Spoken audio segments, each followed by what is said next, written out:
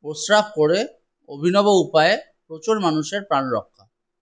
বিখ্যাত হয়ে ওঠে এই কুকুর। লোকের মুখে মুখে ছড়িয়ে পড়তে থাকে অভিনব সেই ঘটনা। কুকুরটি তার এই অসাধারণ কাজের জন্য তারিফ পেতে থাকে সবার কাছ থেকে। দ্বিতীয় বিশ্বযুদ্ধের সময়ের কথা। তখন কোথায় যে কখন বোমা এসে পড়ছে বা পড়বে, বিস্ফোরণে কেঁপে উঠবে চারধার, বহু মানুষের প্রাণ কেড়ে নেবে বোমা, তা বোঝা যাচ্ছিল না। মানুষের সাধারণ জীবন কাটছিল প্রবল আতঙ্কের মধ্যে। যে কোনো সময় যে কোনো কিছু ঘটে যেতে পারে।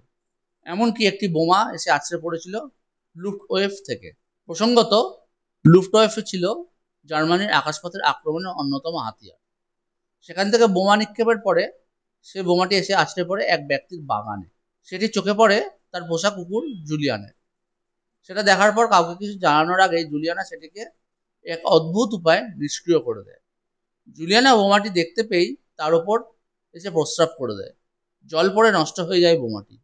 এই ঘটনা দ্বিতীয় বিশ্বযুদ্ধের সময় রীতিমতো হইচই ফেলে দেয়। মুখে মুখে ছড়িয়ে পড়তে থাকে জুলিয়ানার এই জার্মানির নিক্ষেপ করা বোমা নিষ্ক্রিয় করার ঘটনা।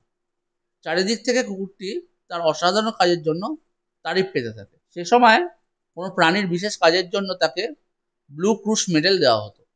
জুলিয়ানকে তার এই প্রস্রাব করে বোমা নিষ্ক্রিয় করার ঘটনার জন্য ব্লু ক্রুশ মেডেল দেওয়া হয়েছিল এবং এই মেডেলে ভূষিত করা হয়েছিল। প্রসঙ্গত, জুলিয়ানের এই মেডেলটিকে একসময় ব্রিস্টেলের এক বাড়ি থেকে উদ্ধার করা হয়। ধুলোমাখা অবস্থায় হেলায় পড়ে থাকা মেডেলটি পরে নিলামে বিক্রি হয়ে যায়।